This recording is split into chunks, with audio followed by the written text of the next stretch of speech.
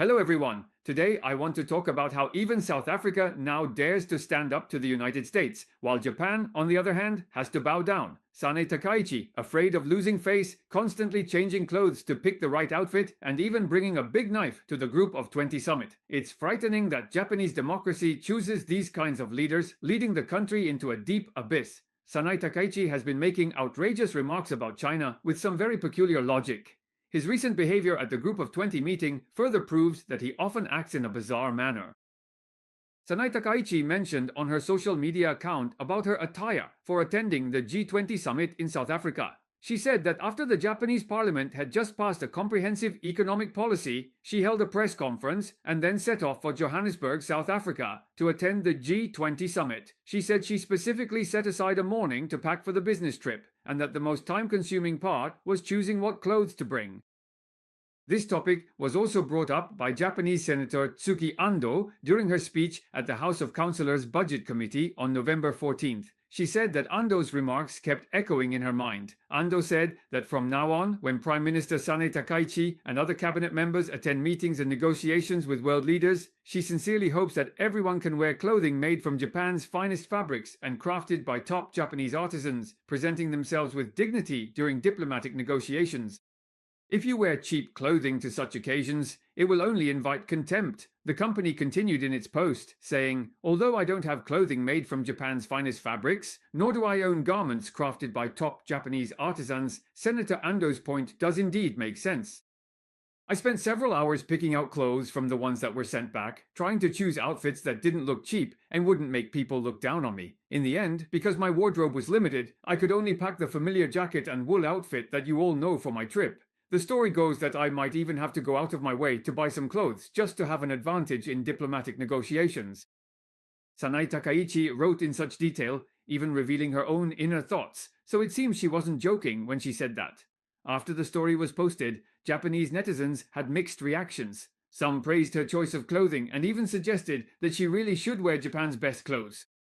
But even more Japanese people found it both laughable and exasperating. As one Japanese commenter put it, if someone wants to wear clothes they like to a negotiation, clothes that won't make them look down upon or might even give them an advantage in the negotiation, I really don't think that's a big deal. But what's surprising is that when every move you make is under close scrutiny, someone would actually make their choice of clothing such an important topic and post about it on social media. That's just the height of frivolity and shows a complete lack of critical thinking. Another Japanese person said something similar. The Liberal Democratic Party bears serious responsibility for Japan's current situation. I don't know if Kishida's supporters would accept this kind of statement. However, if it were just a private conversation, it might be understandable. But for the Prime Minister, on his way to such an important diplomatic event, to post on social media, where everyone at home and abroad can see it, about wanting to find clothes that would give him an advantage in the negotiations he likes, is truly surprising. What surprised the Japanese people even more was Kishida's appearance at the Group of 20 Leaders Summit in South Africa. An hour after the event had started, Sanae Takaichi finally arrived at the venue. By the time she got there, the other leaders had already begun their speeches. She was a full hour late, and her seat had remained empty until she arrived. When she finally sat down, she even shook hands with the Indonesian vice president sitting next to her. Sanae Takaichi had previously posted that she had painstakingly chosen her outfit, which inevitably made people think her lateness was related to her wardrobe selection. This time, she wore a white jacket with a black t-shirt and a black skirt underneath.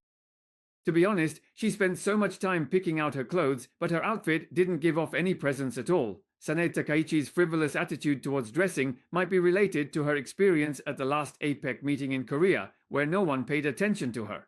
After she entered, none of the other leaders approached her to talk, which left her feeling a bit awkward, and she ended up shifting her seat to the side. Indonesian President Prabowo even tried to make small talk with her.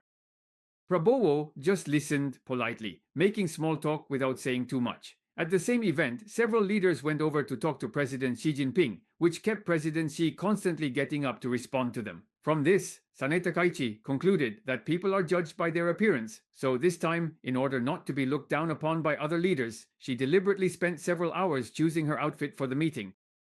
But Sanae Takaichi might not have noticed that President Xi was also just wearing an ordinary suit. So, whether people respect you depends on your capability, not on wearing designer brands. To sum up, First, Sanae Takaichi spent several hours picking out clothes, which made her seem less like the Prime Minister of Japan and more like an ordinary Japanese auntie. One could say it was frivolous to the extreme. Second, as a leader, Sanae Takaichi attended an important international conference and was actually an hour late before entering the venue.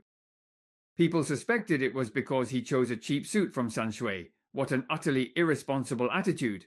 The third story. If the ancestral temple really believes that just by picking clothes that don't look so cheap, they won't be looked down upon, and that this would help them gain an advantage in foreign negotiations, then they completely misunderstand that diplomacy is about strength, not about what you wear. His choice of suit reflects just how unintelligent a politician he is. How can Japan's democracy produce someone like this as Prime Minister?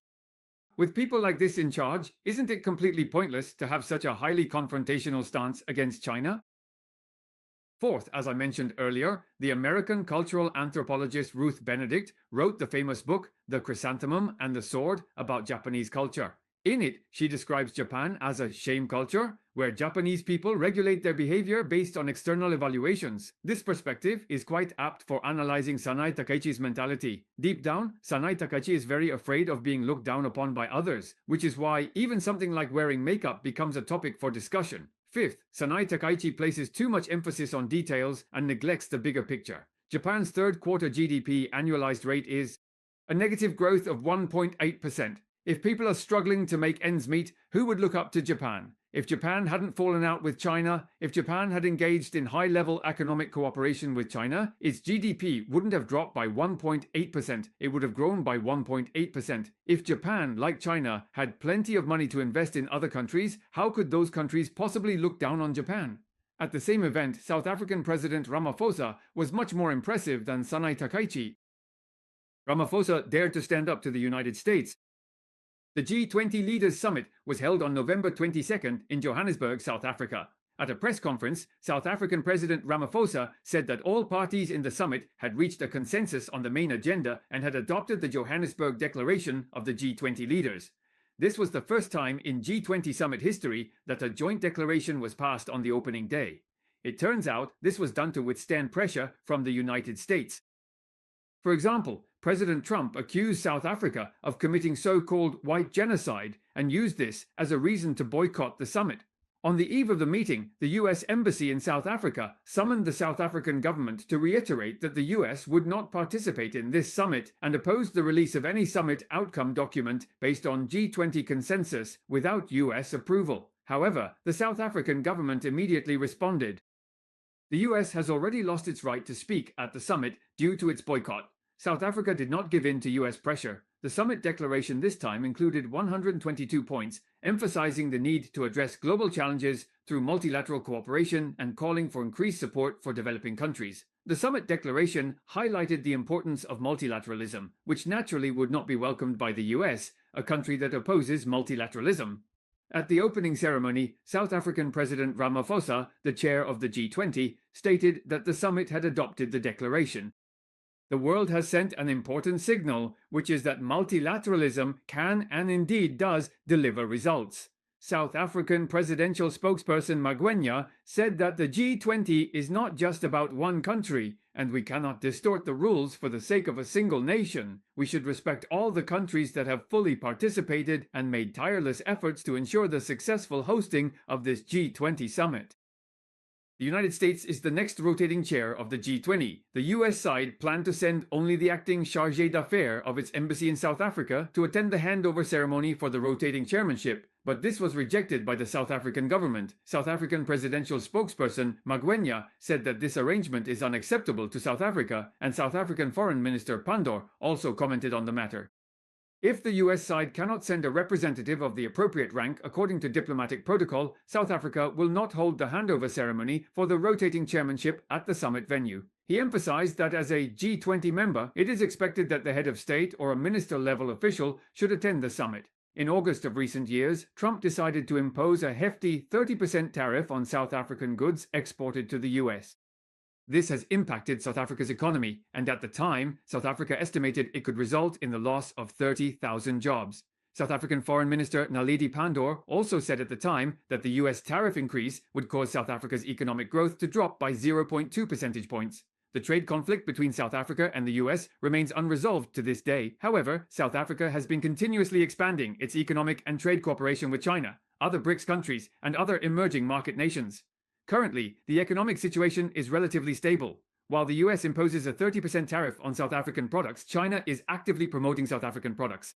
On the eve of the G20 summit, Chinese Premier Li Qiang met with South African President Cyril Ramaphosa in Johannesburg on the 11th and 12th. Li Qiang stated that China is willing to strengthen the alignment of development strategies with South Africa and promote zero-tariff initiatives, aiming to leverage the complementary advantages of the two countries in areas such as resources, products, and economic structure.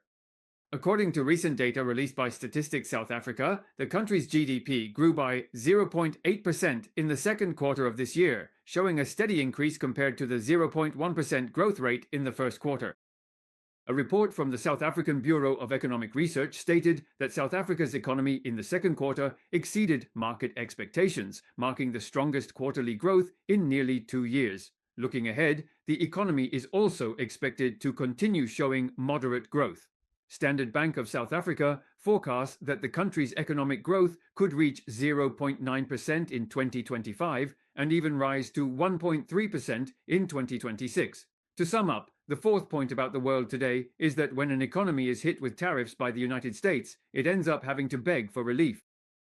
South Africa is only the 33rd largest economy in the world, but while the Japanese Prime Minister at the G20 summit was just thinking about what to wear to avoid being looked down upon, South African President Ramaphosa ignored warnings from the United States. Through the multilateral G20 summit declaration, he refused to participate in the handover ceremony with senior US officials. Even though South Africa's economic strength isn't that great, President Ramaphosa didn't care about making a name for himself. But he still managed to earn respect. Third, South Africa chose to strengthen economic cooperation with China, while Japan chose to confront China. Let's see which country ends up better off.